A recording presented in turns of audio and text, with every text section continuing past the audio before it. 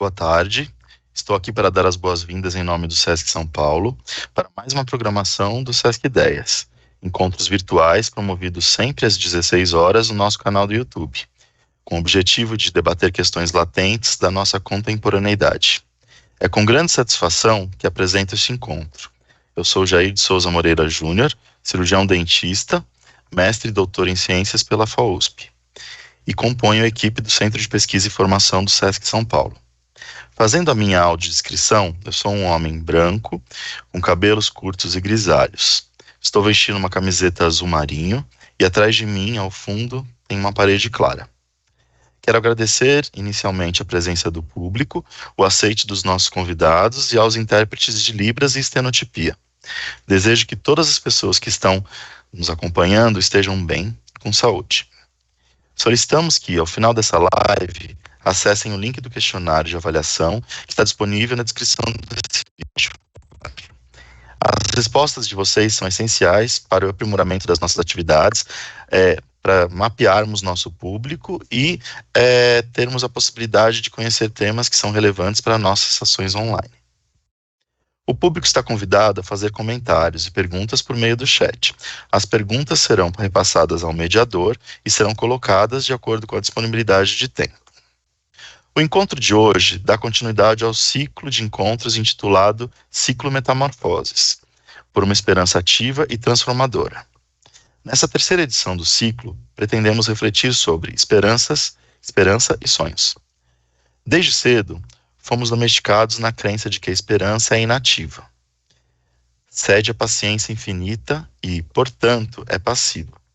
Entretanto, essa crença está ligada ao temor do que uma espera ativa e astuciosa pode provocar. Sem dúvida, uma esperança ativa mede, reflete, se põe a pensar, portanto, constrói a possibilidade, abre horizontes. Desde que a humanidade adentrou a linguagem, a antecipação do futuro no presente lhe foi permitido, por um ato de espera ativa que organiza a esperança da realização de seus sonhos. É disso que trataremos, do senso de utopia que uma esperança ativa permite. Para discorrer sobre essa temática, teremos a participação de Douglas Rodrigues Barros, jovem doutor em Ética e Filosofia Política pela Unifesp, ensaísta e escritor, autor do livro Hegel e o Sentido do Político, e do ensaio Lugar de Negro, Lugar de Branco, esboço para uma crítica à metafísica racial. Para a mediação, teremos a participação de Célio Turino, historiador, escritor e consultor para políticas públicas. Foi secretário de Cidadania Cultural do Ministério da Cultura no período de 2004 a 2010, quando foi responsável pela formulação e implantação do programa Cultura Viva e dos pontos de cultura no Brasil. Autor de diversos livros e ensaios, publicados no Brasil e no exterior, e o mais recente, Por Todos os Caminhos, Pontos de Cultura na América Latina, que foi editado pelas edições Sesc. Desejo aos participantes e ao público um ótimo encontro e, para dar início a essa conversa, passo a palavra para o Célio. Pode seguir, Célio. Boa tarde, Jair, Douglas, nosso convidado de hoje. Dizer que é uma grande satisfação, essa já é a terceira edição do ciclo Metamorfoses, pensado em meio à pandemia, em 2020, e que o Instituto Casa Comum, junto com o Sesc, tem levado adiante uma série de reflexões, não é, sobre as mudanças e transformações que têm ocorrido em tempo de desespero, tempo de desamparo, de insegurança, que continua, né? Agora mesmo, talvez a própria pandemia ela volte aí com alguma intensidade. Esperemos que uma intensidade menor, mas enfim, tudo isso cria um ambiente de temor, de insegurança, de desamparo. Ao mesmo tempo, nesse quadro, nós vamos cultivando a esperança. Mesmo no período em que as pessoas estavam dentro de suas casas, isoladas, protegidas com máscaras, depois com vacina, mas cultivando a esperança. Uma esperança que acontece em meio à pandemia, mas também em meio às grandes alterações que estão ocorrendo no mundo, do ponto de vista social, político, das identidades, da relação das pessoas com os outros. E nós convidamos o Douglas, eu tenho a grande satisfação de tê-lo aqui, acompanhado o pensamento do Douglas à distância. Ainda não tivemos a oportunidade de nos encontrar pessoalmente, né? Mas já me sinto próximo, exatamente porque é possível perceber no Douglas essa nova boa safra de pensadores e intelectuais brasileiros. O Douglas como o Jair apresentou no currículo dele, né? Um jovem doutor em filosofia, especialista em debates muito profundos, no conhecimento sobre o pensamento de Hegel, mas isso tudo adaptado a um ambiente contemporâneo do século XXI, né? E que vem agregado com a organicidade, a origem do Douglas, nas lutas, nos movimentos sociais, nas periferias, sobretudo nas periferias de São Paulo, não é? Junto também com os cursinhos populares, do qual ele tem participado, e assim ele foi se aprimorando como um pensador e um intelectual orgânico, no grande sentido do que Gramsci mesmo colocava. Né? Por isso mesmo, acredito que nós teremos grandes contribuições a serem apresentadas agora pelo Douglas. Né? Também a gente está conversando para fazer esse debate bem solto, né? Eu vou, de vez em quando, intervir com algumas pontuações para que fique um debate, uma reflexão mais aprofundada e focada. Isso já combinando com o Douglas. E na primeira pontuação, eu queria fazer exatamente sobre esse nosso tema, né? Da esperança, do esperançar, e qual o significado, Douglas, da esperança no século XXI. Uma boa tarde. Em primeiro lugar, é um grande prazer, uma grande honra participar desse debate hoje. Eu vou começar pela minha audiodescrição, né, para que a turma saiba quem sou, né, tem essa imagem. Bom, eu sou um homem negro de pele clara, afro-indígena da região do Cariri, estou sentado com uma camisa preta e com uma estante de livros, repleta de livros atrás de mim, tá bom?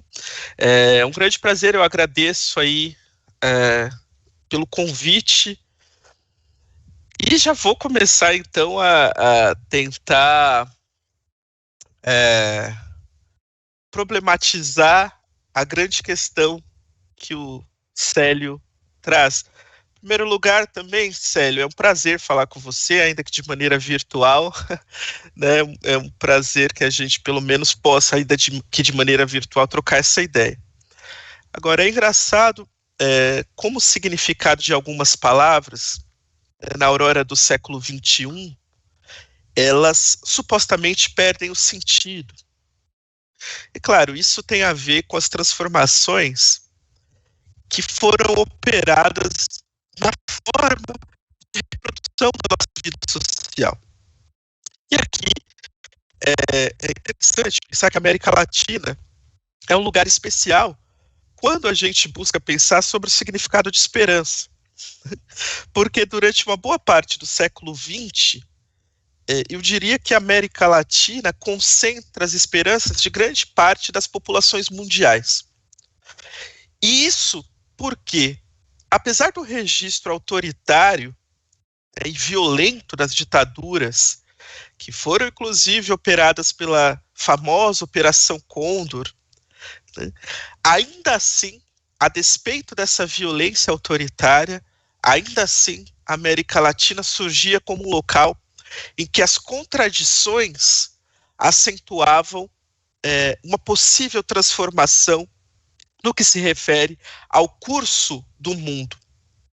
E isso é curioso, né, porque nós assistimos, né, por exemplo, para trazer à memória, com o golpe do Chile, a destruição de um horizonte de transformação, ao mesmo tempo em que se fez do Chile um laboratório das políticas econômicas que depois iriam se espraiar pelo mundo e que seriam responsáveis por um imaginário em que a esperança não teria lugar.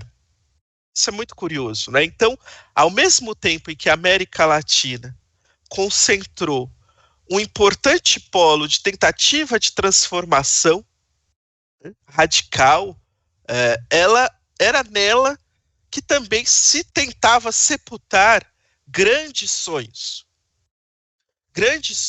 que se tentou sepultar com a emergência daquilo que a gente conhece como neoliberalismo. Então, nesse sentido, o que a gente assistiu foi uma tentativa de sepultamento também de uma determinada forma de experiência social que acreditava, sobretudo, na transformação e na noção de um futuro. E a gente viu essa forma sendo substituída, Célio, e aqueles que nos ouvem, aquelas que nos ouvem, a gente viu essa forma sendo substituída aos poucos pela ideia de que não há alternativas ao que está posto. E isso vai compor o credo de uma experiência que se inicia na América Latina e que depois vai ser globalizada, né, vai ser mundializada. Então, a gente não pode esquecer de algo, né, um pouco, mas de uma lapidar frase que Abu Janra dizia, né? A esperança fudeu a América Latina. E por que o Abu Janra dizia isso? É claro, como grande provocador que ele era, ele nos colocava a pensar sobre os significados que a esperança tiveram para a América Latina. Então veja que diante desse quadro é interessante pensar de maneira um pouco mais detida no que significa a esperança. E aí eu vou tentar ser breve para a gente conversar, para não virar um monólogo, né, Sérgio? A gente ter um diálogo efetivo. Mas é importante a gente entender que a esperança ela se torna uma categoria filosófica, né, nas mãos de um filósofo, e aí como estudante de filosofia, que ainda sou, né, apesar do título, né, mas é uma categoria filosófica que se torna importante nas mãos de Bloch, de Ernst Bloch, né, e de alguns outros grandes pensadores baseados na América Latina, como Henrique Dussel, por exemplo. E por que é interessante a gente pensar um pouco de maneira mais profunda o que significa a esperança? Porque para Bloch, por exemplo, a espera é um afeto. E é um afeto próprio ao humano. A espera, ela é apaixonada. Ela nos amplia, porque ela nos conduz a um objetivo. E sobre as formas como a gente pode alcançar esse objetivo. Então, a espera para Bloch, por exemplo, não se trata de uma passividade frente ao dever. Ela se trata de uma astúcia, de um trabalho diante da mudança do tempo. Por isso a nossa vida, ela é perpassada por sonhos, que não são só os sonhos noturnos, mas os sonhos diurnos. Então, o esperar está naquilo que é ensinável, nas formas de ultrapassar e melhorar o que está posto.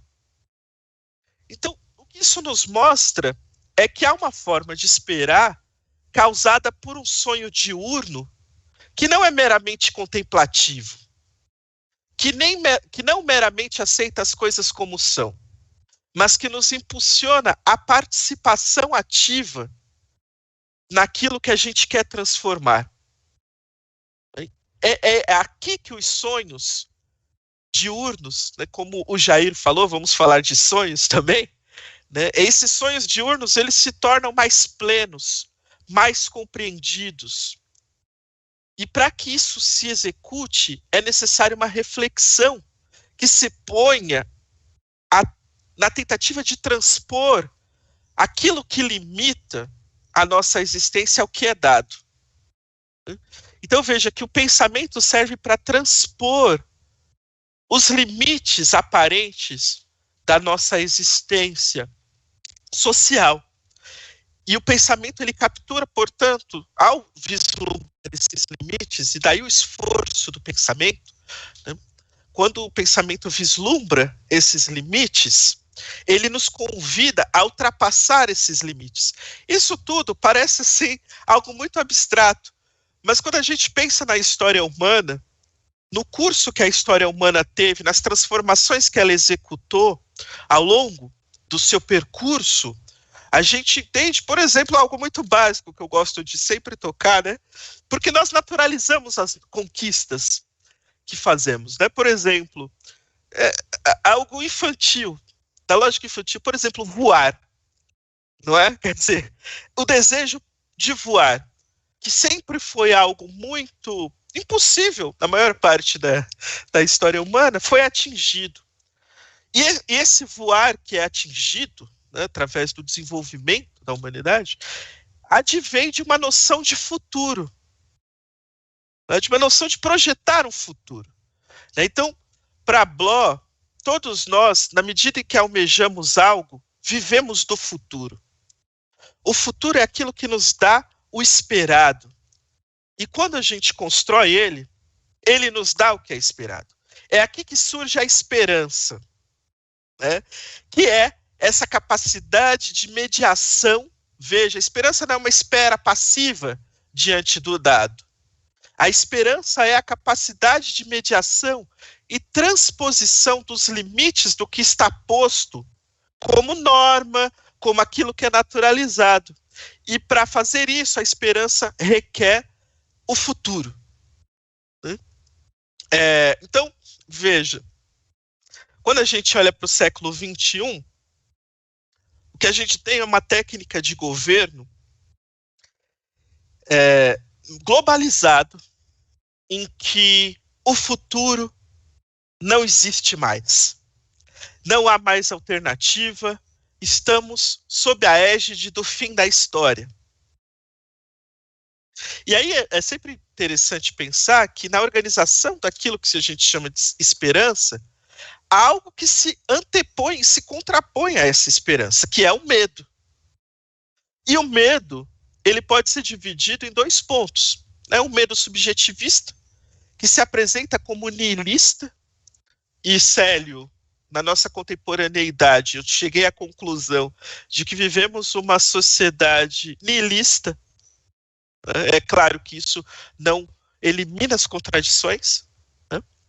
E um medo que é um medo objetivista, como algo causado pelas crises. Então, a superação do medo, do ponto de vista das relações de produção e reprodução da vida sob égide burguesa,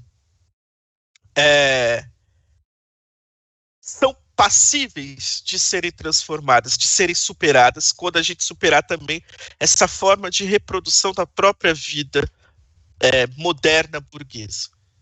Então, do ponto de vista burguês, e aí eu vou chegar no século XXI, né, do ponto de vista do status quo, o medo é constitutivo das relações que clamam por uma conformação a esse status quo.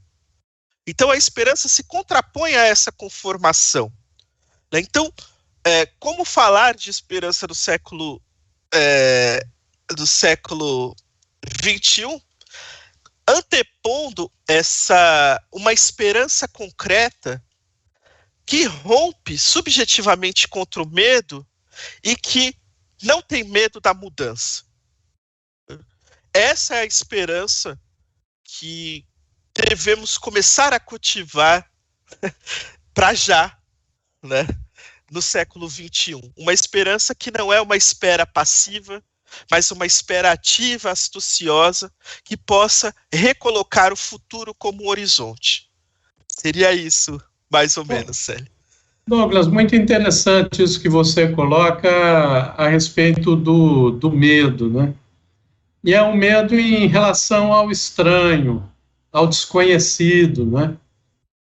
Nos tempos atuais, inclusive, a alimentação do medo, ela se dá exatamente por aí, não é? Medo contra o imigrante, o medo contra o diferente, não é? Aquilo que não é uniforme, não é?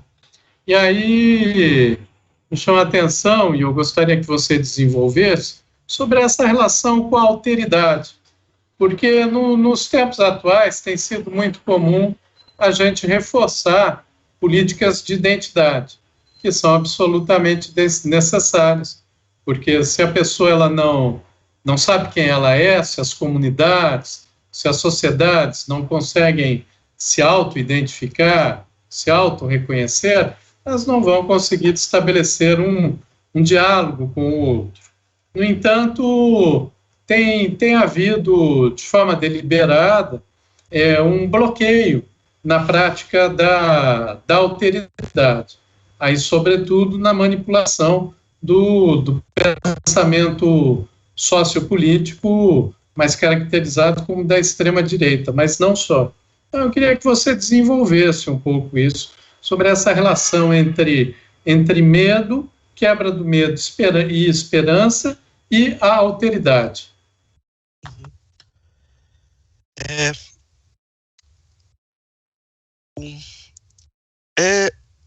Tem algo muito interessante nessa noção de esperança, então vou começar por aí, tá, Célio? E já penso essa questão da alteridade. Porque a esperança, ela, ao sonhar para frente, portanto, ao produzir sentido, né, ela nos convida também a participar daquilo que nos é supostamente estranho. Né? Então, ela nos convida a participar de uma maneira que não seja uma maneira simplesmente não relacionada consigo, né, mas num mergulho diante da diferença. Né? Isso é muito interessante porque e aqui está algo importante. Nos últimos anos, uma noção de um ódio à diferença, né, emergiu. Né? E isso, é claro que isso não é novo.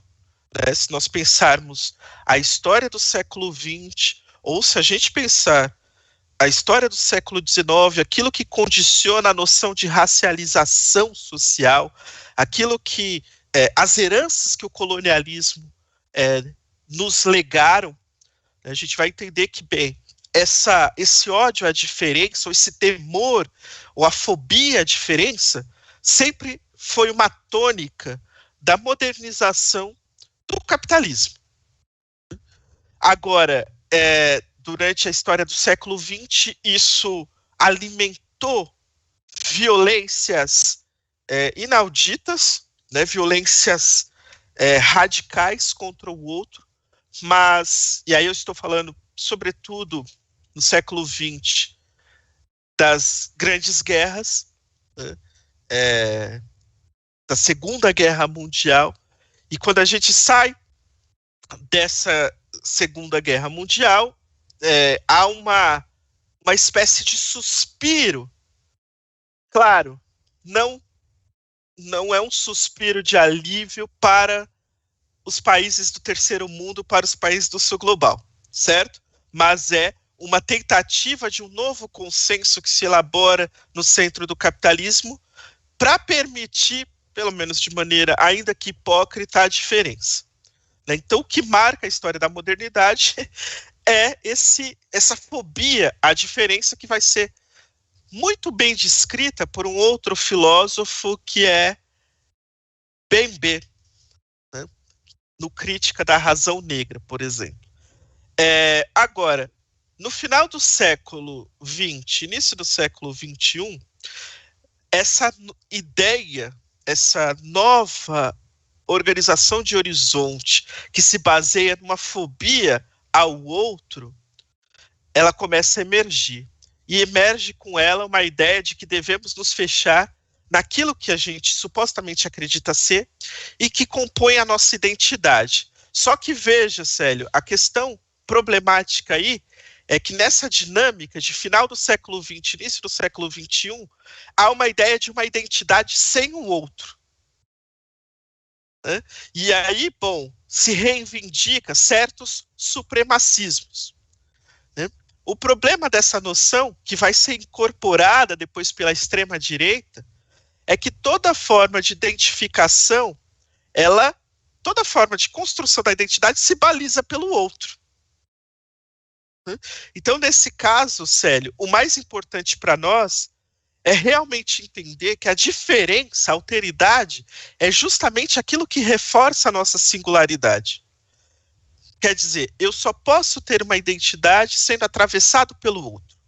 É isso que permite me entender enquanto eu. Isso é importante porque na prática político-social se torna fundamental. Por exemplo, há uma tendência a acreditar que os problemas sociais, há uma tendência contemporânea, a nós, que acredita que os problemas sociais vêm do outro. Como você lembrou, Célio, é sempre o outro, o negro, o muçulmano, o imigrante, que vai ser a causa do problema social.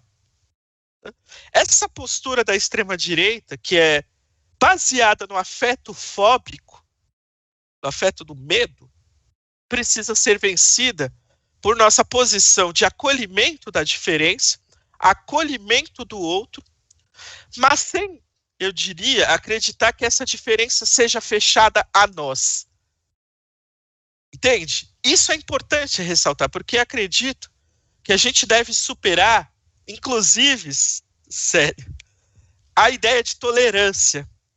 A gente deve superar a ideia de tolerância pela ideia de reconhecimento. Porque, vejam, eu tolero aquilo que eu não pactuo. Então, a tolerância mantém uma certa distância com relação do outro. Né? Quer dizer, eu tolero aquilo que não diz respeito ao que eu sou. Certo? Que não tem nada a ver comigo. Ao passo que no reconhecimento, eu reconheço aquilo que é diferente como parte daquilo que me forma. Então, é claro que tudo isso está no nível, né, teórico, supostamente abstrato. No entanto, Célio, na vida prática, na praxis política, de uma emancipação e autonomia que devemos lutar, significa nos engajar com o outro, estabelecer formas de laço e de sobrevivência entre os nossos, né, ter um nós em que caiba vários outros mundos. É assim que a gente vence a fobia, essa fobia à alteridade. Muito interessante. E eu queria até... Eu tinha uma questão preparada, mas eu já vou incorporando uma questão do público, né? E quem quiser levantar questões, vá apresentando, que é do Hamilton Faria, que é também curador do ciclo Metamorfoses, né? E que ele levanta de forma muito pertinente, aí eu continuaria nessa questão ainda da esperança, ele levanta aquele poema do Mayakovsky, dedicado a Yassianin, que é onde ele coloca que precisamos arrancar alegria ao futuro. Daí o Hamilton pergunta, é possível, dado os evidentes desequilíbrios contemporâneos, arrancar alegria ao presente?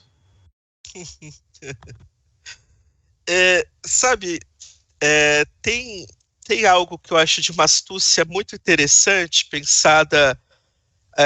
E assim, na América Latina a gente teve uma experiência que se costuma esquecer, né, que foi uma experiência determinante para a construção de um horizonte de futuro atrelado ao presente, né, as formas do presente. Do que eu estou falando aqui? Eu estou falando de algo que se costuma esquecer, mas de algo que organizou o nosso horizonte de futuro durante pelo menos 40 anos. Que bom, se a gente voltar para a nossa história brasileira, né, e imaginar que no dia 6 de maio de 1978, ao desligar as máquinas da Scania, os operários, na verdade, estavam organizando um acontecimento que iria pôr em xeque o futuro da ditadura militar, porque nós nos esquecemos, mas foi exatamente a organização dos trabalhadores assentada nas reivindicações por melhores condições de vida que levou a pique o barco malfadado da ditadura militar. Veja, quando a gente entende essa luta, né, a presentificação da luta, veja, nenhum operário, eu tenho certeza disso, nenhum operário da Scania que estava numa situação presente, específica, singular, sabia que quando desligasse aquelas máquinas, na verdade o que eles estariam fazendo é mudando a história do país. Eles não sabiam disso, né? Então veja, a noção de esperança que visa arrancar alegria ao futuro é porque justamente o dado da realidade precisa ser ultrapassado. Só que para ultrapassar o dado da realidade específica na sua situação, é preciso entender o que é esse presente. E de maneira empírica, autônoma, o que esses operários fizeram com aquele gesto foi, na verdade, inaugurar um curso novo na história. Vou dar outro exemplo do presente, que eu acho muito interessante, de como agarrar esse presente e abrir um horizonte de futuro. Rosa Parks. Veja, quando ela resolveu sentar no lugar do branco dentro daquele ônibus, ela não tinha ideia de que aquele gesto faria com que o seu país pegasse fogo nos meses seguintes e que novas formas de pensar, que os direitos civis iriam, a partir daquilo, se tornar algo central na política dos Estados Unidos. Então, veja, por mais que projetamos o futuro e queremos agarrar, nós projetamos o futuro justamente porque estamos sempre muito insatisfeitos com os limites do presente. E essa insatisfação é algo da qual a gente não pode perder de vista, é algo que a gente tem que cultivar, porque isso é propriamente humano. Aquilo que nos dilacera, aquilo que nos aponta como não conformação, é isso que precisamos cultivar. E a nossa não conformação está sempre no dado presente, né? E é isso que nos faz, é claro, devemos ter cuidado com os sonhos que se sonha, porque eles podem se tornar pesadelo. Isso é algo que Bloch nos ensina. Há sonhos que são péssimos, inclusive, né? Agora, tem uma frase, Célio, do Ernst Bloch, que eu acho central para entender a dinâmica do que é esse sonhar para frente, que é assim, ele fala assim, bom, se a realidade é isso não é a verdade. Isso não pode ser verdadeiro. Isso é muito paradoxal, essa frase, né? Porque como assim a realidade não pode ser verdadeira? E é paradoxal quando a gente entende o momento em que Bloch escreve ela.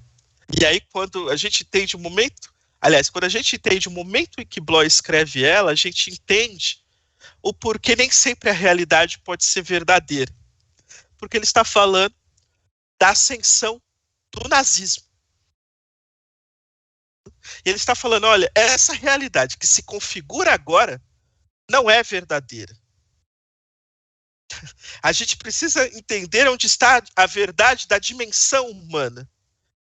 E eles não podem pactuar da dimensão humana, uma vez que eles odeiam e querem exterminar a alteridade. Então, voltando à questão, eu diria para encerrar, né, que o dado do presente é sempre esse lugar onde a gente tateia os limites para construir o futuro. Só que a gente só consegue tatear os limites quando a gente projeta uma noção de futuro. E aí tem a ver com desejo. É preciso voltar a desejar. É preciso superar a ideia de que não há alternativas. Isso que você coloca é muito especial. Inclusive, por exemplo, que você deu do 6 de maio de 78, aí eu já tenho um pouquinho mais de idade, né? Era adolescente, tinha 16 anos.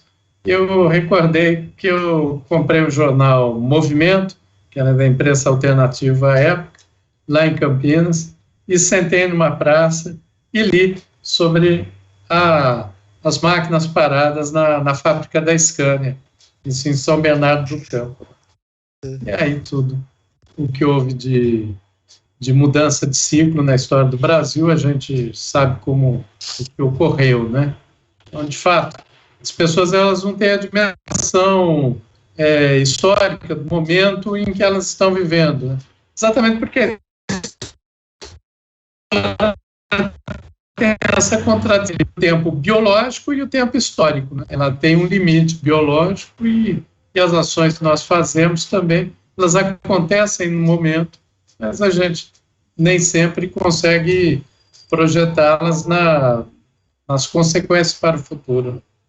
E aí, pelo que você apresenta, há um tema que hoje é bastante forte, bastante discutido, né? Que é o tema da identidade. Inclusive, que algumas vezes, inclusive, de uma forma até combater essa construção da identidade, se coloca a alcunha de identitarismo, né? Como se fosse uma ideologia da identidade. Então, na verdade, as identidades são várias e múltiplas, então não há uma ideologia única a esse respeito, né? E eu percebo que você, aí como um jovem filósofo, pensador, e assim, com estudos apurados sobre isso, tem se debruçado sobre essa questão. Queria que você colocasse aqui para o público como que você entende a identidade e a disputa pela identidade no presente, no atual momento. Bom, eu tenho uma posição crítica, né, sobre a questão da identidade. É um tema muito espinhoso, porque ele está nesse momento, Célio, a leitura que eu faço é que ele está no cerne da política contemporânea. A partir dos anos 80, com influxo das novas dinâmicas da reestruturação produtiva do capitalismo, o tema da identidade se torna central. E ele se torna central quando a política ela passa a ceder lugar para a gestão. Quando aquela política de raízes populares, né?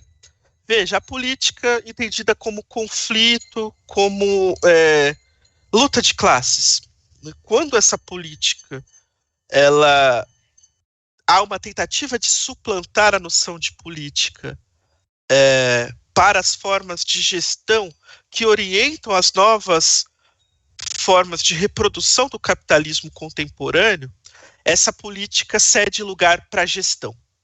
Então a gente vive num regime político-social que, em nome do consenso, evita o conflito próprio à política e atribui identificação principalmente àqueles grupos que não foram absorvidos pela lógica moderna do capitalismo.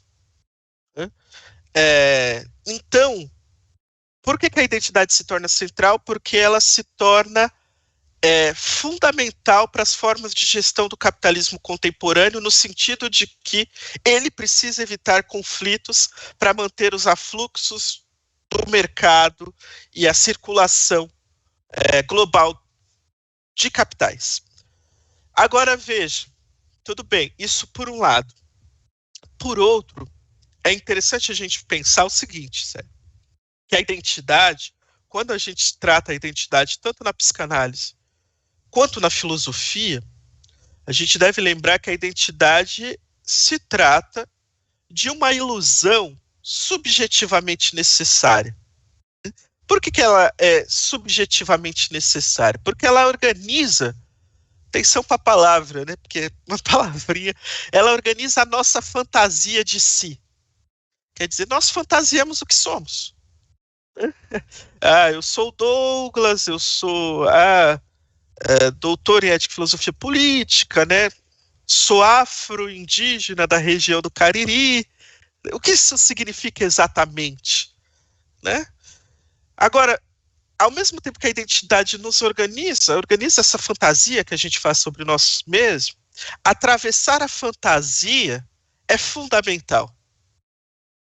Quer dizer, que está num sintagma antigo, que é o conhece-te a ti mesmo. É isso que significa atravessar a fantasia do que somos. E não significa um contato com a realidade daquilo que somos, no sentido de que ao final da experiência de autoconhecimento, a gente vai ter o encontro com o nosso eu verdadeiro. Isso é o mais impactante, porque a própria experiência subjetiva ela é marcada pela incompletude. Então, atravessar a fantasia significa se identificar com ela no sentido de que ela indica e possibilita a minha ação no mundo. O que eu quero dizer com isso em termos mais tranquilos? Quero dizer o seguinte, olha, eu sou o Douglas, eu sou um negro de pele clara, com uma experiência na periferia de São Paulo, cursinhos populares, depois fui para a faculdade. Veja, toda essa experiência me permite um tipo de identificação, né? Me permite um tipo de forma a qual as pessoas vão se dirigir a mim. Só que elas não definem a minha essência, porque o que eu sou é a possibilidade dessa múltipla experiência. E é aqui, Célio, que entra um problema para aqueles que foram racializados. Porque os que foram racializados, eles têm a sua potencialidade subjetiva reduzida a uma abstração identificatória que advém da herança colonial. Esse é o drama para Fanon. Né? Porque aí, o que é o negro? O negro, olhado do ponto de vista do colonizador, ele é um complexo inato de desejos, pulsões. O negro só faz coisa de negro, percebe? Assim, então, ele é reduzido na sua subjetividade. Então, como que a gente ultrapassa isso? É essa a questão para Fanon. E como que a gente sai dessa camisa de força? Então, é pela identidade, aí eu acho que você falou muito bem, né? É pelo esse auto-reconhecimento de si que a gente elabora o contato que a gente tem com a realidade social. Então, nesse sentido, a identidade ela se efetiva por meio de uma identificação que é organizada no mundo social e da cultura, e estrutura a nossa fantasia de si, né? E ela nos entrega aquilo que ilusoriamente a gente acredita que nós somos, né? Então, se o atravessamento da fantasia nos permite lidar com essa ilusão, né, e permite observar o quão ilusório é uma definição essencial que eu faço do meu próprio eu, porque, dada a contínua experiência com o outro, eu estou sempre mudando o que eu sou, felizmente, né? Aquilo que se pode chamar de identitarismo, sério, é a rejeição ao atravessamento. É a rejeição à possibilidade experiencial. Então, Célio, eu estou invertendo, vejo que eu estou subvertendo a ideia. Quem é realmente identitário nessa equação? Seriam aqueles que foram reduzidos a categorias utilizadas pelos colonizadores, ou seriam os próprios colonizadores que acham que podem identificar em essência o que um ser humano é? Percebe? Então, quem é o identitário aqui? Né? Quer dizer, quem que ergue um eu essencial que não se relaciona com o outro? E que, portanto, precisa tolerar, né, criar um imaginário de tolerância justamente para não se comprometer com essa alteridade. Esse é o processo do identitarismo. Então eu diria que é o seguinte, olha, o identitarismo é sim um fenômeno contemporâneo, muito importante de ser observado, porque, veja, Célio, é muito grave o que está acontecendo, por exemplo, nesse momento na Itália, com a ascensão do fascismo esclarecido, posto a nu. O que esse fascismo está pregando ali naquele momento? O identitarismo mesmo. Bom, nós somos italianos, se vier para cá, terá que ter um grau de identificação, terá que ter os bairros para circular, certo? Então, veja, quem é o identitário da equação nisso? E o identitarismo não é uma escolha subjetiva, eu diria mais, o identitarismo é uma imposição que organiza o horizonte de gestão sob égide do neoliberalismo. Então, o que a gente tem que começar a engolir é que a questão das identidades é mais profunda do que a gente imagina. Então, infelizmente, Célio, no nosso debate público, se tornou uma questão muito enviesada no que diz respeito a ela, porque não se faz o exercício de entender como a identidade regula e acaba reduzindo os movimentos sociais ao identitarismo. Isso é um erro, né? Porque não se perguntar, um dos erros é não se perguntar sobre o que ocorre com aquele que foi identitarizado, com aquele que foi jogado na camisa de força de uma definição racial, com aquele que foi jogado na camisa de força de uma definição sexual não normativa. O que acontece com aquele que é identificado pelo aparato estatal e hegemônico? O que acontece com aquele que é reduzido à identificação? Essa é a pergunta que a gente deve fazer, porque o que acontece com aquele que está na camisa de força da definição racial e de uma definição sexual não normativa é o assassinato contínuo e a indiferença. Então, para resumir, né, e voltar à sua pergunta sobre a identidade é utilizada hoje pelo aparato de gestão social para impedir o conflito político. Agora, paradoxalmente, as identidades que foram excluídas do processo de modernização são potencialmente políticas. Percebe? Quer dizer, quase, eu acredito assim, nenhuma luta hoje se torna mais potencialmente política do que a luta feminista, do que a luta antirracista. E se atentar para esse fato é fundamental. Percebe? Sim. Bom, sem dúvida, e é extremamente significativo que você coloque isso nesses marcos de elaboração e que são marcos de praxis também, não é?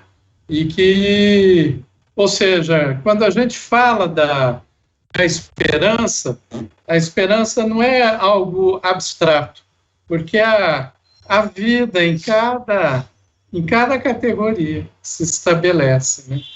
E aí eu queria retomar, inclusive até puxando por uma questão aqui organizada pelo Américo Cordo, que é também curador desse ciclo, né? Que é retomando a discussão da esperança a partir de Paulo Freire, né? Em que ele fala em educar a esperança, e que só é possível a esperança com amorosidade. Por quê? Porque ela prescinde de dialogias. Hoje, por falta de diálogo, impera a odiosidade. Como ativar, né? Você até já tratou um pouco disso, mas aí, pela questão do Américo, né, ele reforça como ativar a esperança num quadro desse, em que há uma disputa entre a amorosidade e a odiosidade.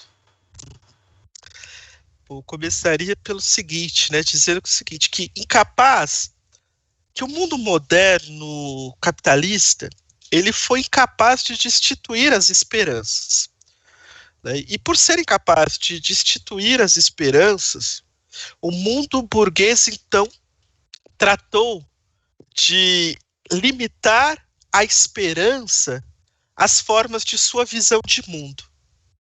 Isso é central entender, porque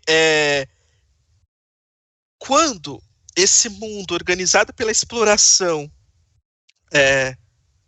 do homem pelo homem, pela exploração do espaço natural,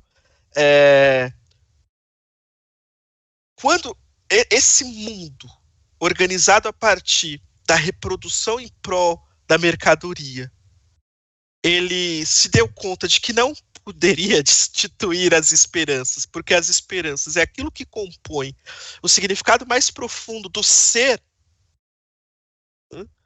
Ele trata, então, de limitar, de tentar conformar o sentido de futuro às formas de sua própria visão de mundo. Então, se torna apenas uma esperança que é subjetivista, que é ligada ao interior das suas formas de realização social, que é a esperança, por exemplo, do consumo, para trazer um exemplo, né?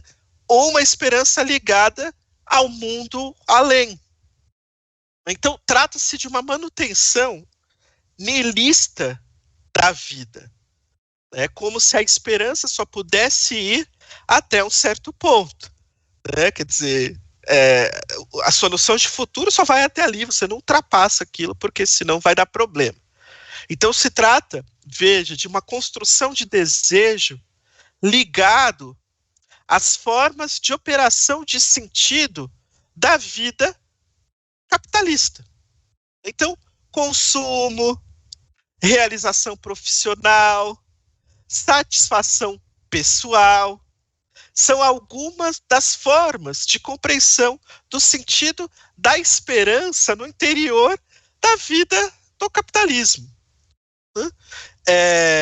Contra essa esperança, que aí vem Paulo Freire e Ernest Bloch, é preciso organizar a esperança concreta, né? E essa esperança concreta, ela irrompe contra o medo, que é, sobretudo, o medo da mudança. E ela objetivamente organiza a interrupção desses elementos que levam ao medo. Mas não só, ela impõe também a insatisfação manifesta contra os limites desse mundo. Veja, não estou falando aqui contra a realização pessoal, profissional, não é isso. A questão é que a esperança pode ser mais que isso. Né? Ela pode buscar transpor concretamente essa realidade e a sua realização particular não ser só uma realização particular, mas ser uma realização coletiva. Né?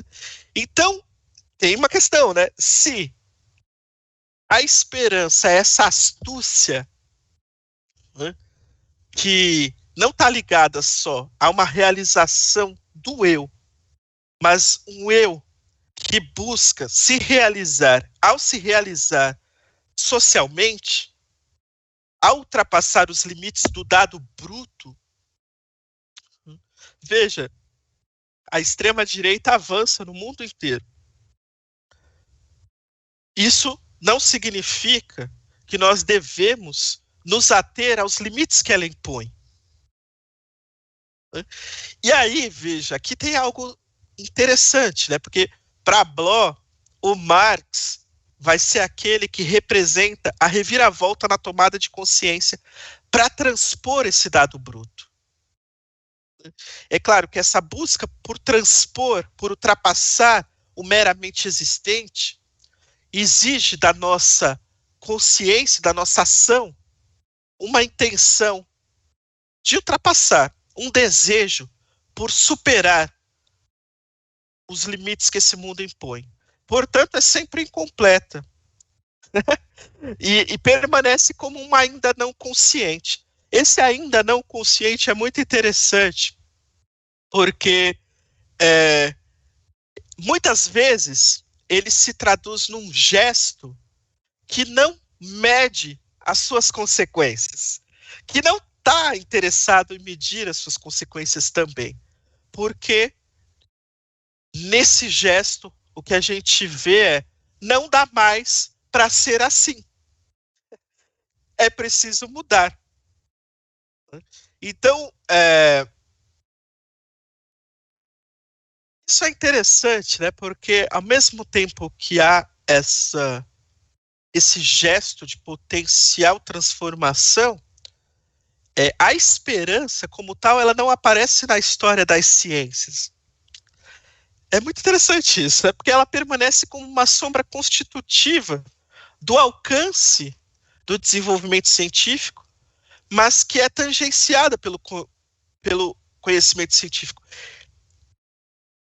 Isso é o que Bloch considera a demonstração da esperança como algo que sempre esteve na ação humana, mas que nem sempre é vislumbrado. E aí tem algo muito interessante. Não é que a extrema-direita não sonha. E é sobre isso que Paulo Freire está falando. A extrema-direita sonha. A extrema-direita, ela tem uma utopia horrorosa. Então, quando Paulo Freire nos diz é preciso educar o sonho, é porque é preciso saber e entender que o sonho é fundamental para a transformação efetiva daquilo que a gente tem por realidade. E educar o sonho significa saber reconhecer, entre outras coisas, a importância da alteridade e o respeito à alteridade. É justamente isso que a extrema-direita despreza. Então, educar o sonho é saber a dimensão central que o outro assume na nossa existência. E aí, a gente pode voltar a uma velha fórmula nisso tudo, que é uma fórmula de um judeu palestino, né, que vivia na Palestina, né, que vai dizer o seguinte: olha, amar o outro como a si mesmo. O que significa amar o outro como a si mesmo? Significa, primeiro, reconhecer-se a si. Primeiro, saber-se quem é. E saber que, para se reconhecer a si, o outro é uma dimensão fundamental desse reconhecimento. Então, educar o sonho é saber dedicar o amor ao próximo, mas o amor ao próximo como se ama a si mesmo. Sabe qual é o problema da extrema-direita? Eu diria que a extrema-direita se detesta, se odeia, e, portanto, é incapaz de dedicar qualquer sombra de afeto à alteridade. Mas uma pergunta aqui, você, se não fez, eu queria sugerir, transforme esse nosso encontro em um artigo, porque você está apresentando questões muito, muito pertinentes, sobretudo para esse momento. E daí você colocando, me vem o livro do Mark Fisher, né? Por que é mais fácil imaginar o fim do mundo que o fim do capitalismo, né? Nas sociedades contemporâneas. E daí o Antônio Martins, que esteve mediando, inclusive, a mesa anterior, né? Na terça passada, com a Sueli Ronick, ele coloca, ao mesmo tempo, o mal-estar diante do sistema não para de crescer. O que embotou, não é? A dúvida dele, e creio que de todo o pessoal que está acompanhando aqui, é exatamente essa. O que embotou a imaginação coletiva?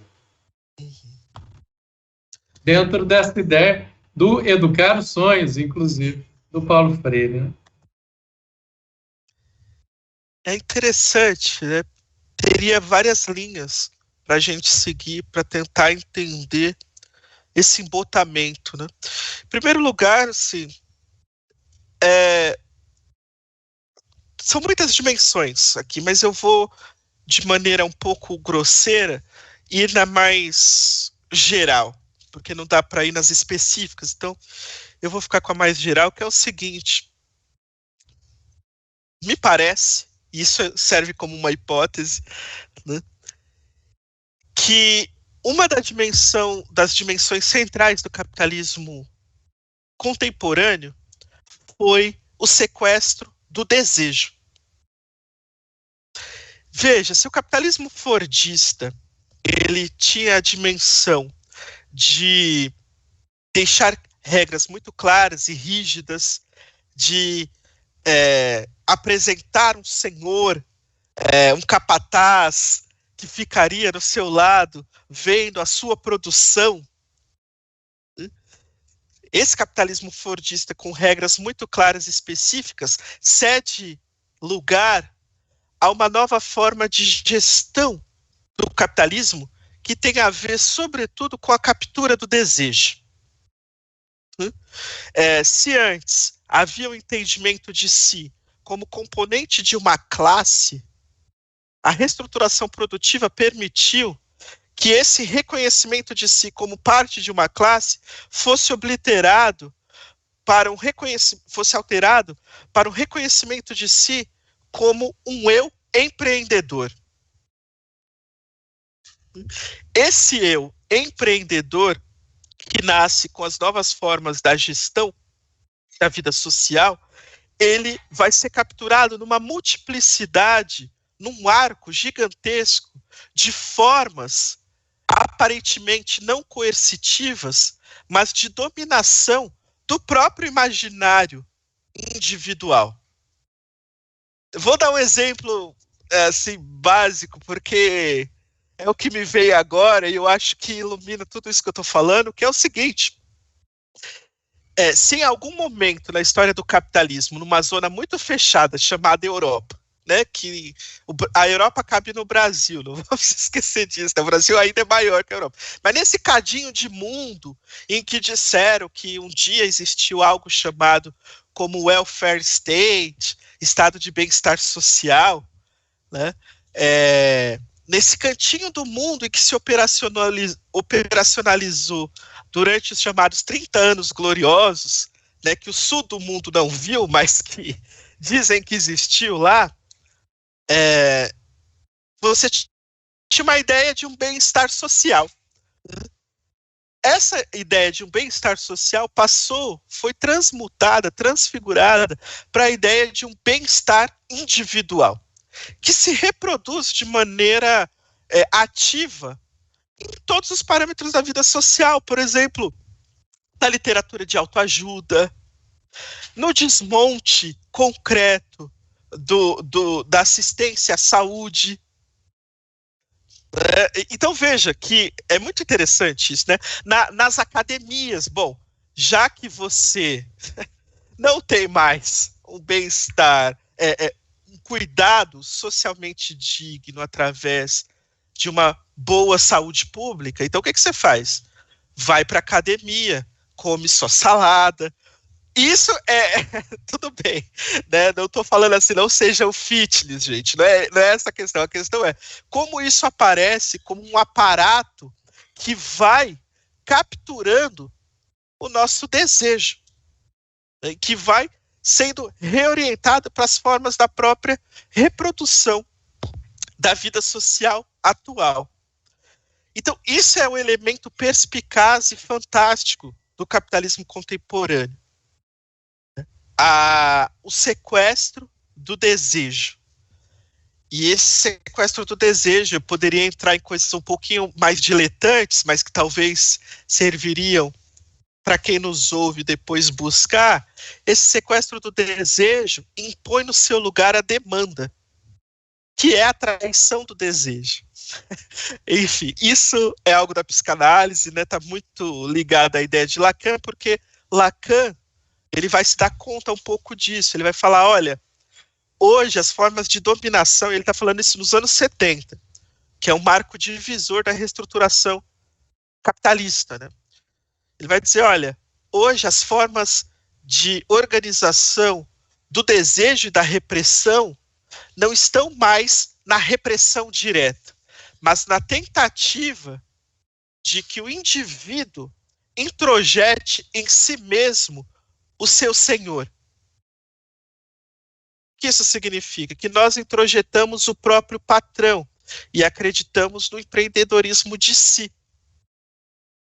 Agora, isso é algo muito complexo, né? Eu estou dando só aqui com tintas muito grosseiras, o que significa esse embotamento da esperança. A esperança cada vez mais foi ligada à ideia de manutenção do status quo. Mas isso a burguesia e a vida social sobre o capitalismo sempre manteve.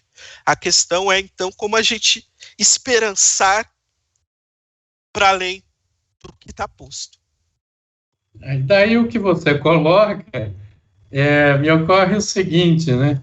É exatamente sobre a noção da esperança e de como ela pode suplantar o desespero a partir de alternativas num mundo supostamente sem história. Poxa, acho que uma das questões que temos que ter nesse sentido é muito interessante, porque o fim da história, Célio, quando Fukuyama escreve a respeito do fim da história, se trata de uma utopia, que ele vai identificar, é muito curioso, né? Porque ele vai identificar essa utopia com os hegelianos de direita, do século XIX, né? Que vão ler Hegel sob a lupa, sob uma lupa que apontava para um horizonte que a história acabaria. Mas por que a história acaba? A história acaba quando os conflitos terminam. Hegel entendia a história como Benjamin, depois dele, né? A história é realmente um lugar de conflito, de destruição, né? E de criação a partir dessa destruição. É um ciclo, não é um ciclo, é uma espiral de destruição e recolocação e conflito que, para esses hegelianos de direita, deveria acabar. Marx, por outro lado, entendia a história no sentido outro, né? Marx vai entender a história, ora, não há uma história humana ainda. O que a gente vive é a história da luta de classes, portanto, há uma pré-história. Estou fazendo esse paralelo para a gente voltar a pensar sobre o que significa Fukuyama falando ali nos anos 90 sobre o fim da história. Fukuyama, baseado nessa utopia da direita, ele vai falar, olha, com a queda da União Soviética, não há mais outros possíveis, acabou a conflituosidade histórica. Certo? Agora, tem algo de verdade naquilo que o Fukuyama está apontando, que acabou a conflituosidade política também. Então, o que a gente tem a partir disso? A gente tem as formas de gestão. Então, eu diria que Fukuyama, de maneira vanguardista, capturou uma dimensão interessante da nossa época. E aí, voltando para o Mark Fisher, que vai falar sobre a questão que é mais fácil imaginar o fim do mundo do que o fim do capitalismo, é justamente porque não há mais um horizonte, né, de um esperançar para além da realidade posta. Realmente, durante 40 anos, pelo menos, nós acreditamos que não há alternativas. Só que o problema dessa crença é que essa crença está levando a humanidade para o buraco. Estamos acabando com os recursos da Terra e estamos em situação pandêmica, gerado por essa crença de que não há esperança. Então eu diria que, se não voltarmos a esperançar, não há mais nada. Percebe? Aliás, pelo que você coloca, né, até o Américo Córdoba, ele mandou aqui uma pequena reflexão, que o sonho é sonho porque realisticamente ancorado no presente concreto, e aponta o futuro, que só se constitui na e pela transformação do presente, né? Então, não há como pensar na transformação do futuro sem que ela aconteça no presente, conforme até o exemplo que você deu. Mas aí, colocando essa frase do Américo, eu já queria ir encerrando e vou deixar com uma pergunta aí para você, que, aliás, logo no início eu não me apresentei. Eu sou Sérgio Turino, tenho pouco cabelo, o que tem são brancos, uma barba branca também, uso óculos, e estou aqui falando de um quarto de hotel na cidade de Buenos Aires. Eu tive que vir de ontem para hoje para cá, para um encontro que está sendo organizado, e acabei vindo para cá.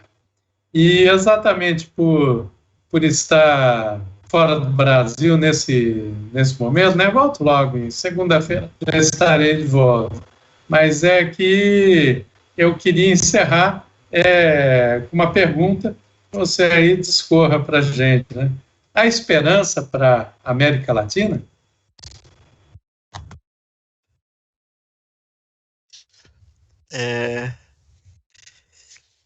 Evidentemente que sim, né? Eu acho que não só como, sabe, tem uma coisa muito bonita, acho que é do Mayakovsky mesmo, né? Que o Mayakovsky fala assim, talvez haja, eu acho que eu vi essa frase, mas eu vi essa frase naquele documentário Ilha das Flores, lá atrás, faz um tempinho já, que é possível que haja realmente a felicidade, o homem feliz se encontra no Brasil, né? Mais ou menos isso, assim. Mayakovsky, né, lá do outro lado, numa revolução, foi capaz de lançar essa frase, e é uma frase que eu tenho um grande carinho, né, porque ela aponta, eu acho, essa multiplicidade criativa, né, sonhadora, que é a América Latina, né? Então, eu acho que a América Latina tem essa força de construção e de posição de um futuro, né? Mas não só ela, é claro, né? Nós estamos falando da América Latina porque eu acho que, de fato,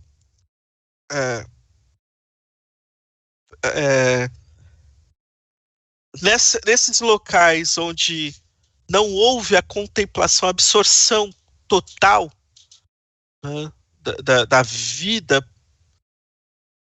para um horizonte de reprodução social capitalista, nesses lugares há sempre fagulhas, né, que indicam um caminho outro possível para a humanidade, né? Então veja, não se trata, né, de uma especificação ou de um fechamento, mas se trata de pensar essa especificidade na sua abertura e possibilidade de construção de um mundo em que caibam todos os outros, como já diziam os zapatistas em Chiapas, né? Então acho que essa é a nossa grande aposta, né? Pensar nossa concretude, pensar o nosso tempo presente, mas não se contentar porque o nosso tempo presente caminha para uma destruição de todos os sonhos. Então, continuar sonhando e, como dizia o poeta, fracassar sempre, mas fracassar melhor. Então, acho que essa é a grande questão para nós hoje. Bravo, Douglas. Essa conversa aqui eu acho que daria muito. Vou até fazer um convite aí. Na verdade, eu vou me autoconvidar. Dia desses vamos trocar umas ideias aí sobre esses cantos esquecidos pela América Latina, né? Porque, de fato, por esse nosso vasto continente, há muitas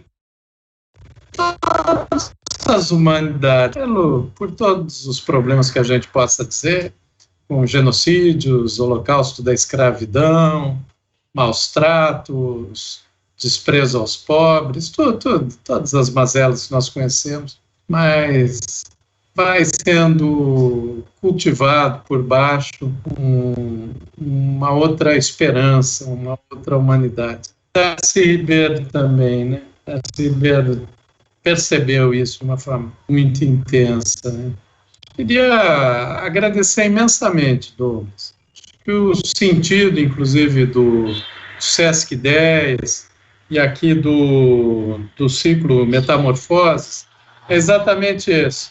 Primeiro, de lançar questões sobre esse Brasil e esse mundo em transformação, em transformações contínuas. Por isso, metamorfoses, né? Segundo, também lançar luzes a esses nossos novos pensadores, a essa gente valente, criativa, profunda, como você, como também no próximo, encerrando o ciclo, a gente vai estar trazendo a Bianca Santana também, uma importante jovem pensadora que o Brasil precisa observar mais. Então, eu queria agradecer imensamente sua presença. Se tiver, quiser deixar aí algumas palavras, né? Aí a gente já vai encerrando, e o Jair, pelo Centro de Pesquisa e Formação do SESC, que, aliás, faz um trabalho maravilhoso, ele vai encerrar esse nosso encontro. Então, tem a palavra aí por 1 minuto e aí a gente passa para o Jair. Muito obrigado, viu, Douglas? Fiquei muito feliz mesmo com a sua apresentação. E fica também a sugestão, se é que você já não organizou tudo isso em um artigo, faça. Vai estar gravado, sem problema, faz, porque são contribuições muito significativas. Bom, eu que agradeço, assim, eu fico muito contente, né, com a iniciativa e de poder participar. Fico muito encantado com a proposta, como a gente conversava nos bastidores, né? Eu conheci você por uma radionovela sobre Tolstói, que me marcou muito, assim, porque, de fato, eu sempre tive o desejo, falava, poxa, mas por que não fazem? Tem um monte de romances bons, seria legal escutá-los, né? Então, eu fiquei muito contente, então, muito feliz por participar, por poder trocar essa ideia. Acho que o motivo, o tema, né, que guia a nossa conversa hoje, e é um tema muito interessante, né, porque foi antes dos acontecimentos da última semana que a gente pensou, e na época eu nem pensei que seria depois dos acontecimentos das últimas semanas, né? Que efetivamente colocam, né, nessa última semana a noção da esperança mesmo. Quer dizer, é muito claro, quando a gente lê os noticiários, um tipo de esperança que está sendo posta nas ruas, que contrasta com a esperança que nós queremos, né, que nós queremos produzir para o futuro. Então, eu acho que o tema veio muito a calhar, né? E para encerrar mesmo, passar a palavra, eu diria que, bem, construir, né, educar o sonho é talvez a palavra de ordem para os nossos dias. Fico com o Paulo Freire, seguro de que não estou só. É isso aí. Muito bom, né? Uma discussão, acho que muito atual e valiosa, né? Nesses tempos que a gente precisa recuperar a esperança em uma sociedade mais amorosa, né? Como foi dito aqui. E assim, acho que dá condições da gente voltar a sonhar em um futuro melhor. O que me vem assim como exemplo, um futuro com mais equidade, de certa forma a gente valorize o coletivo, né? Entre outros desejos aí que eu acho que a gente precisa começar a estruturar isso, como você mesmo disse agora, né? A educar os nossos sonhos para que eles tenham direções que são mais viáveis e que tenham resultado aí positivo para nossa humanidade, né? Que não tá fácil. Agradeço a presença de todos vocês que acompanharam até aqui, né, os participantes na nossa live ao vivo aqui, que vão participar assistindo posteriormente.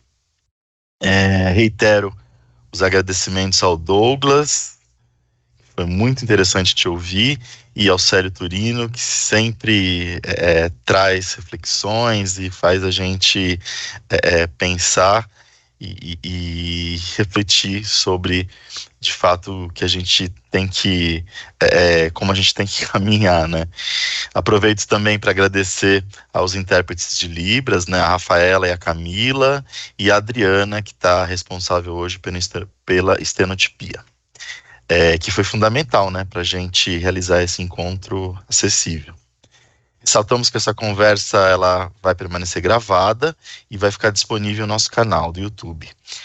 Lembramos também que é importante que vocês acessem o link presente logo abaixo na descrição do vídeo, para que a gente possa, de certa forma, mensurar a qualidade do que a gente vem realizando, né, e pensar na relevância, enfim, no futuro, em outras ações que a gente vai desenvolver.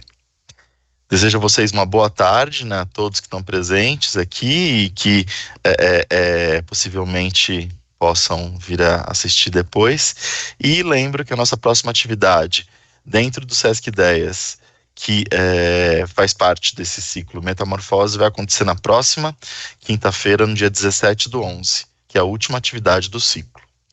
Tá bom? Um grande abraço a todos e até a próxima.